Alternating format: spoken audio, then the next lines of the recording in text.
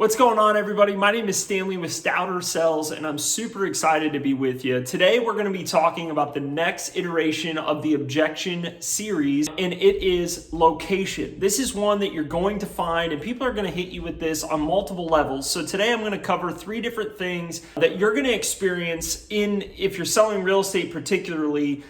This is going to be a really helpful video for you. So when I was on the floor, somebody would come into my community and maybe their perception of your community is that you're far away from everything, right? Like, well, you're not really close to anything that we would really like or we want or need. So what I would always do is have my iPhone with me, right? And so what I would do is have my iPhone, and then next time they'd say, well, where's the closest Publix or the next Costco or something like that, I would just pull out my iPhone real quick, put it in the GPS and go, look, you're only 5 minutes away from the Publix. And 9 out of 10 times those people would be like, oh, I had no idea that there was a Publix so close. Or, listen, you're only 5 minutes away from Costco. It's right down the road. Or whatever that place that's important to them might be. And so this is one of the most important things you can do. And I think it's a great resource. And it also helps build trust.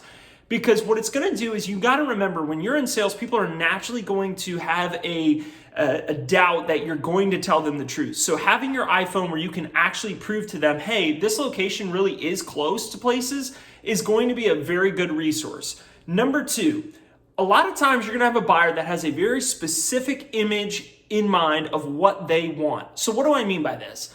For example, somebody might come in and go, I have to have a water lot. It's the most important thing to me, right? Or, water is really what we prefer. So every once in a while, if you have a water lot, great, you can sell them that and it works out perfectly. But we all know that in sales, very seldom do things always work out according to plan. So what do you do if somebody wants a water lot, but you only have preserve lots? What I would do is I would always help people see the benefits of a preserve lot, while still acknowledging the fact that I heard them and I understood what they wanted. So a good example of this would be something along the lines of like, well, my husband and I always really wanted a water lot. Well, you know what? Hey, I appreciate the fact that you guys want a water lot. And unfortunately, those are all gone. But what I do have is a preserve lot. And there's a few things that I want to point out on why this preserve lot might just sway you. And here's what those are. 1, remember, when you're buying real estate, you have to remember that you always need to be purchasing a property with the sale in mind. It's difficult for people to perceive this, especially if they're not in the industry. But if I'm buying a piece of property, I'm always thinking about how am I going to sell this in the next 5, 10, 15 years? And so what I would always tell people is this your forever home? Many times it's not their forever home. And then you can go right into, hey, listen, I sell water lots and I'm going to give you some of the objections that I get when I'm selling these lots. And these are objections that I promise you, you're going to be receiving as well when you go to sell your future home. 1, families with small kids, a lot of times are intimidated or afraid to be living on the water. What if their kid gets out and drowns, right? Number 2, what is living in that water? I used to sell in Florida. People were terrified of alligators, and they would always be like, I don't want to be anywhere near that water. There might be a dinosaur in there, right? And so it's good to help people see, hey, one day I'm going to be selling this particular property. Maybe water makes sense to me now, but in 5 to 10 years or in 3 years when we go to leave this place, I don't want to run myself into those objections, and therefore maybe a preserve lot's worth looking into. Number 2, hit them with, hey, listen, the preserve lot is going to be a lot more cost effective. Is waking up looking at this retention pond, if we're being honest, worth an additional $15,000 to $20,000 on that lot premium for you?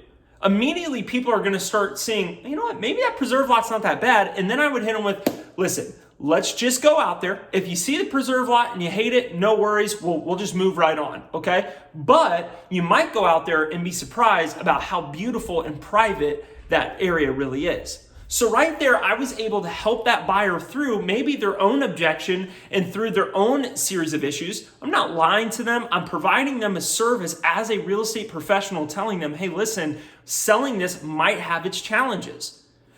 And for number 3, it's being an expert on things that are surrounding that particular property. It's not just knowing, hey, listen, I've got inside my little confine, I know everything that's going on there. One of the best things you can do is know what's coming in the future. And then you can use that as a great sales piece. So what I used to do in a property that I used to sell at, there was a Top Golf being built about 5 miles down the road.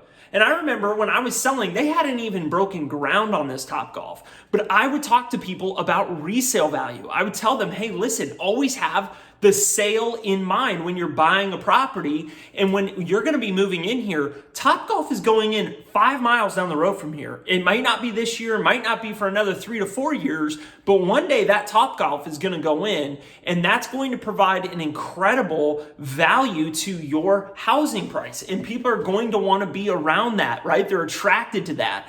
And so what I would know, and I would know off the top of my head how far the next hospital was. I knew off the top of my head the school district that we were in. And I knew that, oh, listen, you want a private school option? Absolutely, no worries. I've already gone to the administration. They're going to be able to give you a discount because I talked to them for you, right? I knew daycares. I knew the pricing of those daycares. I had contacts at those places. These are things that I went and did that weren't necessarily in my job description. It's not a part of the floor plan. It's not a part of the quality of the home, but it's those little things that make a difference in the sales presentation and make you be the professional that this person is looking to purchase from. Your job isn't to just overcome their objections about the location. Your job is supposed to paint a picture for that buyer to see what can be by living in that location. And if you have that mindset in place, you are going to be wildly successful. You're going to stand out from your competition, and you're going to sell a lot of homes. So I hope this video helped you today. I hope it, kind of got you thinking and moving through some of those ideas. And I want to hear what you guys, how do you handle these objections?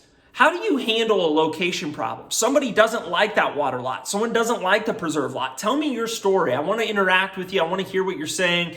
And I really want to thank you guys for watching these videos. The support has been fantastic, and I truly appreciate it from the bottom of my heart. I hope you guys have an amazing day. I hope this video helped you, and I'll talk to you again soon. Bye-bye.